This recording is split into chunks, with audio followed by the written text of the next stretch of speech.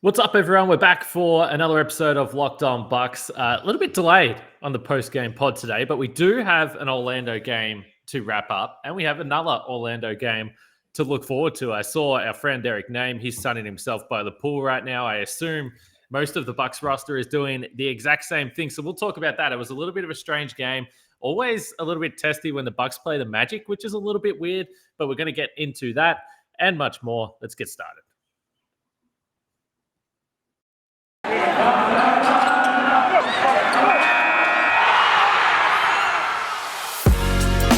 You are Locked On Bucks, your daily Milwaukee Bucks podcast, part of the Locked On Podcast Network, your team every day.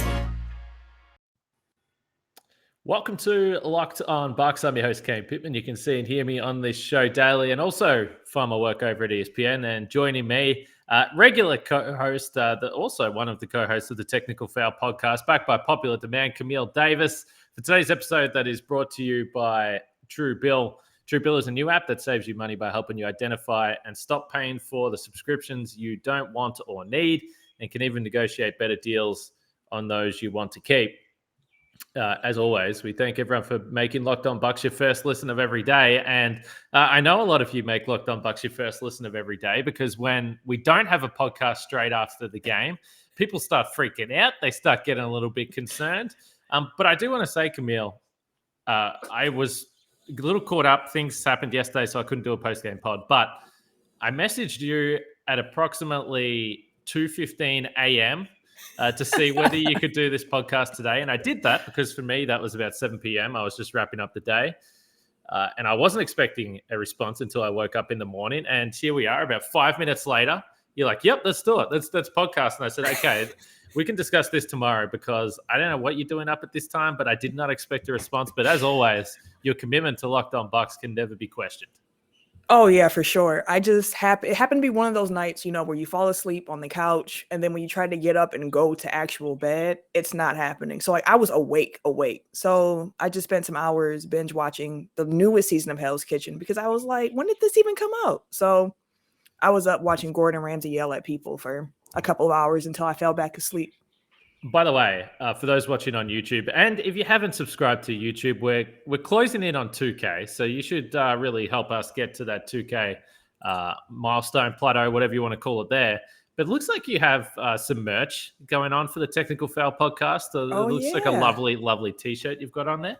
Yes, this was our 4-year anniversary tee. We modeled it after the NWA album cover, calling us the most dangerous podcast in the sports game. So it's a little merch, little shout out to my guys over at Tech File. All right, this game, the Bucks win 127-110. And before we get into the details of this game, perhaps the strangest part of this, and there was a lot of strange things that happened, but perhaps one of the strangest parts of this was a player I hadn't heard much about before watching this game, Hassani Gravett. And I actually thought that Lisa was calling him Grabbit during the game, and it's absolutely not her fault. I just had never heard of this player, so I was trying to figure out what his name was. But he was playing pretty well. He played 18 minutes in this game, but post-game, and I mean immediately post-game, he went into the health and safety protocols. And this is so strange. And by the way, our friend DJ Wilson, playing up in Toronto, was in the health and safety protocols, I believe, until halftime of the Raptors game. And then he came out in the second half and played. So there's all sorts of weird stuff going on around the league. I don't really understand how this happened, or whether it was just a delayed test or something like that, or he started feeling unwell and did a rapid test or whatever it may be. I'm not sure what came into this, but I will say I can't really get too angry or fired up about it considering the state of the league right now, and weird stuff like this is going to happen. I've said I understand why the league is trying to push through. It does make some sense to me, but you are going to have weird instances like this come down. But again, most Bucks fans were just like, well, okay, hopefully this doesn't start something back again in the roster. I don't know whether that should be something people should actually be worried about, but just very strange.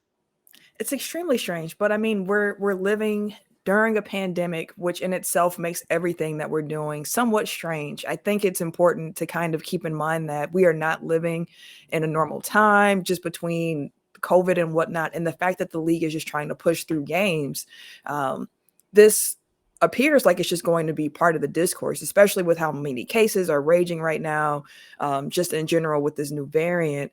This just seems to be the new normal, at least for now, that we're going to be having to deal with as sports fans, as just human beings, period. So, of course, I hope that he is okay, coming down with the virus. And I also hope that it doesn't affect any Bucks players or other Magic players, because I didn't even realize how many guys the Magic had out until before the game yesterday, when they showed 10 faces that are out either between injury or health and safety protocols. And it's like, oh my goodness, like I don't even know half of the guys who are playing right now at this point. It's a strange time to be alive, but also trying to play basketball. So that just seems like it's going to have to be something that we're getting used to.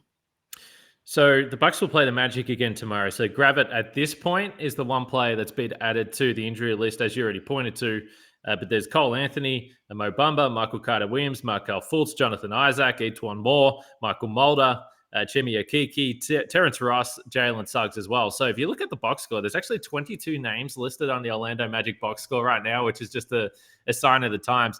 I don't think, unless anything crazy happens, that this game will be postponed, because miraculously, the Magic still reeled out an 11-man rotation in this game, which is crazy to think about, but that's how many players they've added to the roster here over the last few days. So I think that the game will still go ahead. As far as the Bucks go, this looked like a game they were going to win by 60 points at halftime. It looked like it was over.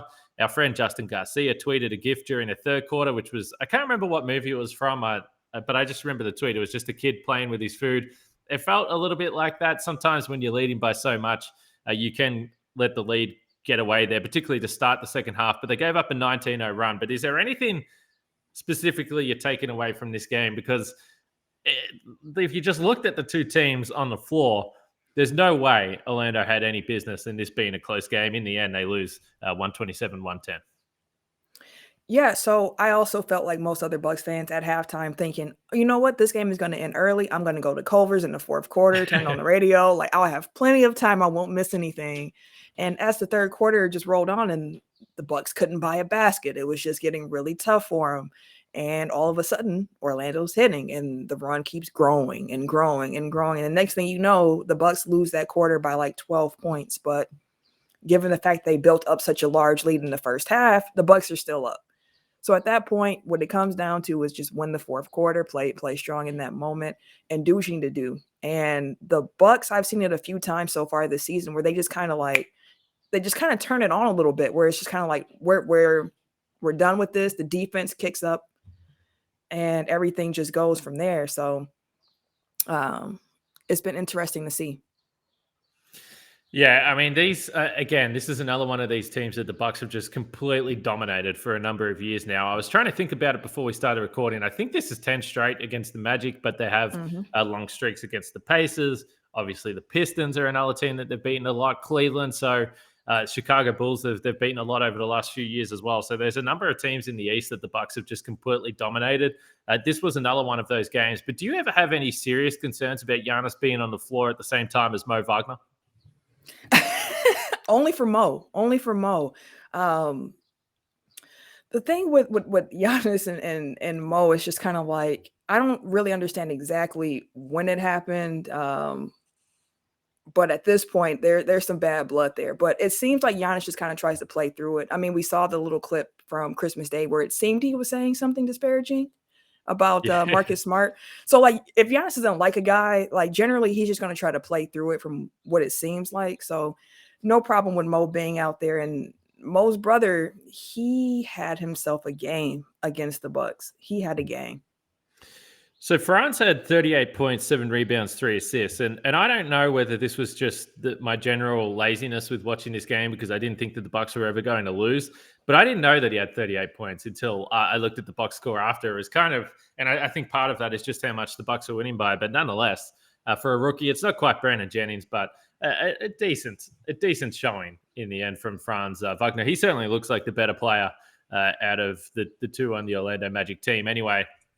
But before we move on, and I do want to talk about Giannis a little bit more, but before we do that, I do want to talk about Truebill. Truebill is a new app that helps you identify and stop paying for subscriptions you don't want, need, or simply forgot about.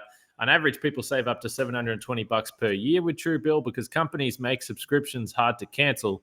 Truebill makes it incredibly simple. Just link your accounts and Truebill will cancel your unwanted subscriptions in one tap. And your Truebill concierge is there when you need them to cancel those unwanted subs, so you won't have to do it. Don't fall for these scams. These companies, they're trying to set you up, Camille. Start canceling today at truebill.com/lockedonnba. Go right now, truebill.com/lockedonnba. It could save you thousands a year. Truebill.com/lockedonnba. So as we continue the conversation around Giannis, we do again. Thank you for making Locked On Bucks your first listen of every day. And once you're done with Locked On Bucks, the Packers are getting close to the postseason, Camille. Is your excitement level through the roof? Are you keeping it level-headed? The Packers just a regular season team. How do we feel? For me personally, I come from the mindset that all you really want to do at the end of the day is be in the conversation. You want to give yourself a chance to make it to the big game. And as a Packer fan, we've gotten a little spoiled, I tend to say, having 2 Hall of Fame quarterbacks back to back. I mean, pretty much my whole lifetime has been stellar Packer play. I've only known good Packer teams, and we've come short the last few years, and it sucks when it's not your year again and again and again and again. But I mean, we could be the Bears. So at this point, I'm just taking it as it comes. I'm trying to stay as even keeled as I possibly can, but I am very excited to see this team in the playoffs because I don't know. It just feels like this team's a little bit better than last year's team, but COVID pending and everything like that, I think we should have a good shot.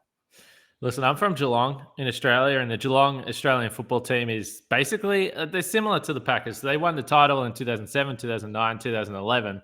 But basically from that 2011 stretch to right now, they've been in the top few teams in the regular season every single year, but they haven't won since 2011. So it's the same thing. Like my friends give me a bit of shit. They're like, they're always chokers. And I'm like, yeah, but your team sucks. Like you're miserable 12 months of the year. I'm only miserable for 1 month of the year. So I would still take my situation. Speaking of miserable 12 months of the year, I feel like being an Orlando Magic fan would be a pretty miserable experience. You spoke about Giannis and Mo Wagner, and I think you're right when it comes to players that he doesn't like, and I think that there is a select few, and I do think, although Thanasis did come on Instagram, I saw, and said that Giannis actually said in that incident with Marcus Smart that he actually just said, I need to dunk that. I don't know. I'm not going to try and read his lips. I was there the day in the locker room after he said something, or allegedly said something about Ben Simmons. He also denied that to me when I asked him about it. So listen, I'm not going to try and read his lips, but you can make up your own decision there with what he actually said or your own interpretation. But Marcus Smart is on the list. I think Ben Simmons is on the list. Certainly Mo Wagner is on that list. And it's actually, I actually just worry about Giannis from a physical standpoint because he doesn't, I don't think that he's really going to get in a fight. Sometimes he's certainly on the edge. Like, don't piss this man off because he will come at you. But I think for the most part, it's just a different level of aggression that he tries to really physically dunk someone into another universe. Like, he really physically wants to monster them. Poor old Freddie Gillespie found out this in this game. Now, this was a massive flop. But I was trying to think about Giannis and who's the biggest freight train in the league, and I think Giannis clearly is. LeBron has always been like that as well. Maybe not so much now as he has sort of gotten older, but certainly there was a long stretch of time where if LeBron wanted to get downhill, you can try and take a charge if you want, but he's probably going to be there too quickly, too athletically for you to get position. And we sort of saw that with Freddie Gillespie. I think a lot of people thought that this was an offensive foul. They challenged the play, but in the end, he wasn't in position. And Giannis didn't really do anything wrong. He just kind of steamrolled through him. Now, it's a football play, not necessarily a basketball play, but I don't think you can call it an offensive foul. No, I don't think you can either. It's one of those plays where when I saw it live, I just said, weight room. Like, if you can, hey, that was your decision to be there in that moment when you saw the train was coming. And you bring up LeBron as a great example. When I first saw LeBron in person, years ago at the Bradley Center, I was just kind of like, this man looks like a tight end. Like, there's no way that he should be playing basketball. And after seeing him like in person, it made so much sense to me why he was able to do some of the things that he does on the court when it comes to getting to his spots forcefully if need be. And I see the same thing with Giannis. Like, Giannis is just so strong at this moment where if you're not willing to really sit there and take that charge, oh, my light just died. Take that charge, then it's going to be difficult for you. It's going to be really difficult for you to do anything with him. So one thing that he hasn't necessarily improved on, and he always improves on everything, but he hit a 3 yesterday, and I was thinking to myself, geez, feels like it's been a long time since Giannis hit a 3. I don't know if that's actually true or not, but just looking at his splits across the season so far. So in December now, he's 6 for 23 from 3. He was only 14 for 52 in November and 9 for 31 in October. So those percentages, 29% in October, 26% in November, and then he's down to the 26.1% in December. So again, I've always been pretty strong, certainly in the last year, that I don't really care about the three-point shot. I don't think he necessarily needs it. We've seen him take steps in other ways, but it's probably just the latest reminder. If in preseason next year, when Giannis starts knocking down all those threes, it's just another reminder we should probably just chill. I mean,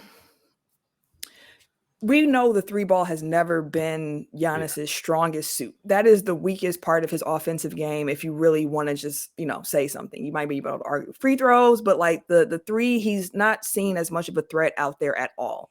And after a while, because when he was younger, I did keep saying, man, if he could just learn to shoot, a 3, he'd be unstoppable. And sometimes I still hear commentators saying that, but now I don't necessarily agree with that.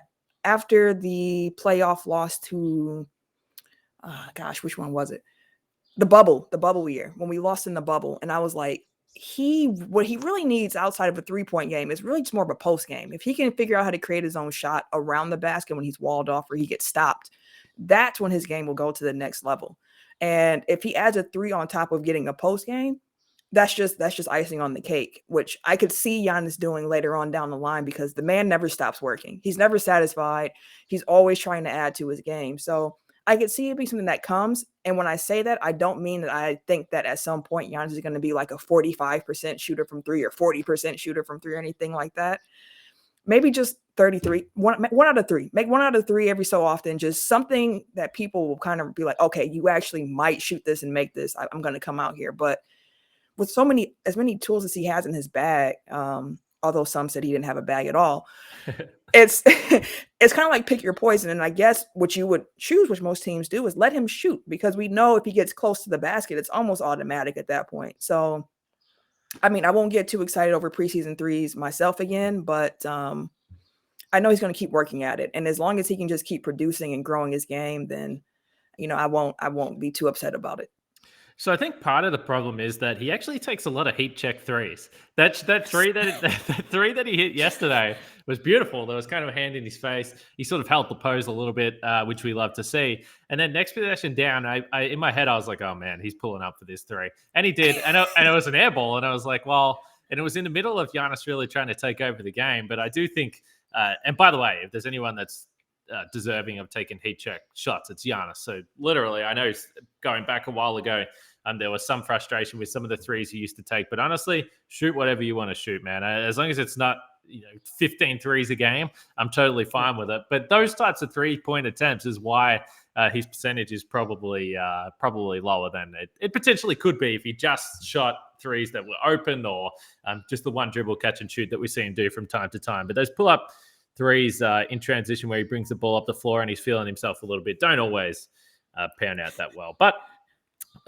speaking of 3-point shots, though, they did pan out well for Bobby Portis. I want to talk about Bobby and Donte DiVincenzo, because at the start of the season, we spoke about Bobby Portis and his 3-point percentage last year. We said, I don't know if this is sustainable. It seems like the high 40s from last year probably won't stay there. I wouldn't have bet on it, but I will no longer bet against Bobby Portis. But if you are into betting, BetOnline has you covered this holiday season with more props, odds, and lines than ever before, particularly as football continues its march to the playoffs. So that's BetOnline, your number one spot for all the sports action. Head to the website or use your mobile device to sign up today and receive your 50% welcome bonus on your first deposit. Just use the promo code LOCKEDON to receive your bonus, whether it's basketball, football, hockey, boxing, UFC, whatever it may be. If you want to bet on Deron Williams, you can do that. BetOnline is the fastest and easiest way to bet on all your favorite sports. Don't wait to take advantage of all those offers we have got for you. That's Bet Online, where the game starts. Watching Bobby Portis and his interactions with Mike Budenholzer is one of my favorite things to do on this team, Camille. And part of the reason why I think everyone loves Bobby Portis so much, and I think also a reason why DeMarcus Cousins has become quickly a little bit of a fan favorite, is because of the passion that they play with. But Bobby Portis, I always felt, and this going back to last year as well, I always feel like Budenholzer has to kind of, or wants to really reel him in or rein him in or just keep him focused, I think might be the best way to describe it. There was one play early in the season last year, and I think it was one of the first times when Bobby Portis did the flex after he finished in the paint, and he was flexing to the crowd, and the opposition was already on a 4-on-5 break the other way, and Bud was almost at the free throw line about to grab him by the back of the neck and throw him up the court. And there was a little bit of this yesterday because Bobby Portis was just enjoying himself. He hit his first 5 threes, I think it was. Again, we've seen him go 6 for 6, I think, multiple times so far this season. He finished with 19 points, 7 rebounds, 7 for 9 from the field, and as I mentioned, didn't miss a 3. It's honestly pretty remarkable, this Bobby Portis story in Milwaukee, and now he's starting for this team. And of course, we all acknowledge how much the team misses Brook Lopez for a number of ways. But to have Bobby Portis, again, just to think back to the money he's certainly left on the table. I mean, this is the sad part about this. He's going to get paid at some point and probably priced out of Milwaukee, you would think. But it's been a massive couple of years for him. And yesterday was just another one of those days where it was extremely fun to watch the whole Bobby Portis package. Yeah, when you were talking about Giannis taking the heat check threes, I was thinking to myself, he was probably watching Bobby and said, you know what, that looks fun. I want one of those too. Because Bobby, I think his last 3 that he hit, it was either the 4th or the 5th one. It was a contested 3. He just pulled up.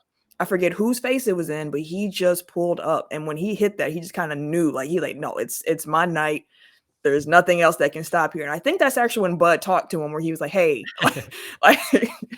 but Bobby's he's just been such a plus to have on this team. And I know that he left money on the table to come back to Milwaukee. My hope is that he's making that up in endorsement dollars off the court from being a champion now, from being a winner, from just how much love he's been getting, period. Having Bobby has been such a plus for us because, I mean, one, he's a bucket. Bobby Buckets is a real nickname. I know that's one of his favorite nicknames that he has. And it's well earned because what Bobby's able to give you as a scoring big is so needed in times where the offense just kind of stalls, because Bobby's going to find a way to get his shot. And most times, especially if it's a 3, it's going to be a good look for him.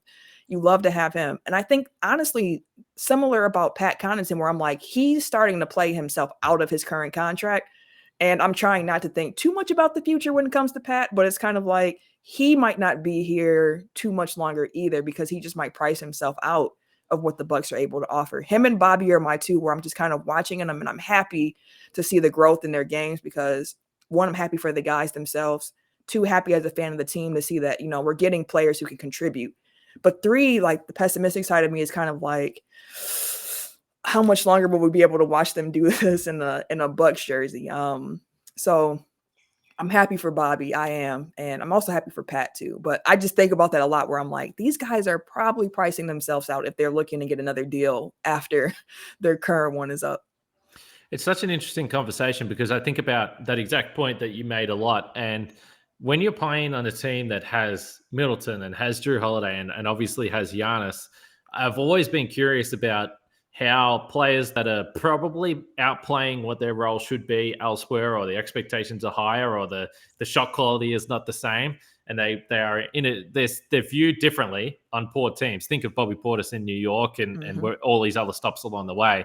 Now he gets in the perfect situation. So do I think that there's a team out there that's going to want to pay Bobby Portis? I would assume so, but I don't think that he's ever going to be in a better position to thrive than he is right now. And the easiest way to look at that is the shots that he has been taking. It was interesting that he's always been a pretty good 3-point shooter. I mean, over the course of his career, he's 38.6%, but he's only taken 2.5 threes per game in that time. Now, part of that Obviously, he hasn't been a major minutes guy across the course of his career. But even last year in Milwaukee, he was only taking 2.4 threes a game at that 47%, which is obviously pretty low.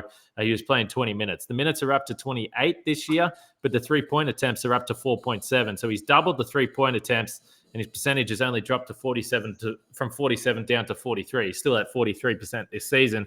And I think Pat is the same. These guys are asked to shoot threes, a lot of them open threes, and rebound. And they have to be smart defensively, but they're playing alongside guys that have been in this system for a long time, particularly when you've got Drew Holiday and Giannis. You're talking about the elite of the elite defensively. So I think without wanting to disrespect what they've done, because clearly to get to this level, it's a lot of work and they deserve all the credit, but it's also a perfect situation for them. And I think part of that is why Bobby Portis, and he sort of alluded to this in some of the interviews he's had, that's why he came back, because he understands this is a great position for him to play the best basketball of his career. At some point, you probably want to cash in on that, I would assume, and no one can blame them for doing that. But I do wonder, do you think Bobby Portis is still, do you think he's had to get his wallet out since June? Because I think he should take that into calculations. No, I don't think Bobby is a royalty in Milwaukee at this point. And it's funny too, thinking just about the Bobby story. Before he signed here, I recall reading something about him where he mentioned that, I haven't played basketball in months because we didn't get invited to the bubble. So all I've really been doing is practicing. And I remember distinctively him mentioning that he's gotten better at shooting the three. And I read that and was like, every guy says that in the offseason, they've gotten better at this, they've gotten better at that, they've gotten better at this. And then I watched him last year and I was like, oh, okay, you have improved. And I watched him again this year. I'm like, okay, this is real. Like, it wasn't a blip on the radar. Like, you are a very, very good 3-point shooter. And I mean, he embodies the type of player that Milwaukee is going to get behind. He hustles, he's expressive, he makes the buckets, he's everything that fans want to cheer for here. And he embraces the city, which gives the fans even more to cheer for, because we love anybody who loves Milwaukee. Like, you love us, we're going to love you even harder in return, which also is kind of why I felt like PJ, was able to endear himself to the city so quickly. Just hustle players, as Zevo used to always say, like, blue collar player in a blue collar city. Like, it works. I've even heard Bobby bring that up a few times too, and it just works for him. And if Bobby's had to pay for anything since June, I would be surprised, because he would have to have wanted to do that himself, because I'm sure the offer has been out there that he wouldn't have to pay for anything. Not even take your phone out for the Apple Pay. Just keep everything in your pocket. Milwaukee got you. Yeah, there's something similar about PJ Tucker, Bobby Portis, and now DeMarcus Cousins here. And there's the reason why they're pretty popular. Boogie Cousins picked up a tech foul in this game against Orlando. I'm not sure if that's his first. He might already have one. But anyway, it's been coming for a little while. So I don't think it was necessarily a reasonable call. I thought it was a bit happy on the whistle there, the official. But either way, Boogie Cousins, he's a passionate guy. Before we wrap this up, one question for you. There were 7 offensive rebounds the Bucks had in this game. Do you know there was one player that had multiple offensive rebounds, though? Do you have any guess as to who that would be? I know that Donte had more than one, because I watched him and was like, man, I missed this about Donte. So I know for sure he was one. I'm not sure if anyone else had him, but I remember watching the game and remarking, Donte is back. He's out here grabbing boards like he never left. Yep, that's right. And no one else had more than one. So there was a couple of single offensive rebounds. Donte had 3. He had another play where he tried to steal the pass, and it was a really smart and instinctive play, but it was deflected and went out of bounds. But just a couple of Donte things. He only finished 1 for 5 from the field. All of his attempts were from 3. He also was 5 for 5 for the free throw line. But again, with him, it's not always about scoring. He'll have those hot nights where he'll knock down those threes, but all the little things I just thought was cool. Again, to see him out there. Camille, again, you woke up at 2 a.m. to accept the call for Locked On Bucks, which everyone appreciates. Everyone always loves it when you're on the podcast. Did you have a good last few days, though? Good Christmas. I know you went to that Rockets game. Frank wasn't there. I hope you weren't just wandering around aimlessly around 5-4. I'm looking for him. Luckily, I saw Frank's tweet about giving away the tickets, which took me and my husband just down memory lane of old favorite Bucks players. And I was like, wow, we've had a lot a lot of guys come through here wearing this jersey, and I realized a lot of my favorites weren't the most popular guys. Like, I was a big Carlos Delfino fan, Del Trio. Like, I had the t-shirt jersey for Delfino. Was a huge Nate Walters fan, which looking back, thinking about him and Giannis coming in, and I was higher on Nate at the time. Like, I love Nate Walters. Like, he could be somebody. So Nader's always gone Nate for me. Man, it's just been some fun teams. But yeah, it's been a really relaxing holiday. I took some time off work, so I've just been able to rest, relax, kind of recharge a little bit, watch a lot of sports, watch a lot of TV shows that's been on my list to catch up on, movies and things of that sort. So it's been really good. Video games and all that. I love it. Well, make sure you check out the Technical Foul podcast as well with Camille and the crew there. They record in weekly, so it's not just basketball. They're hitting all types of different things, so make sure you go check that out as well. Camille will be back on very soon, I'm predicting. That's my prediction here as we roll forward. Bucks and the Magic, again, as we said, they're staying down in Orlando, so that game, as I pull up my app and try and do this on the fly, it looks like that's going to be another 6 p.m. tip, Camille. Does that sound right to you? I believe so. 6 p.m. New Year's Eve basketball for me, not for you guys. For me, it is. Anyway, last game of the year. We'll wrap it up. We will have a post-game pod for that game, so make sure you check that out. But for now, for Camille and myself, stay safe out there. We'll catch you guys after the game.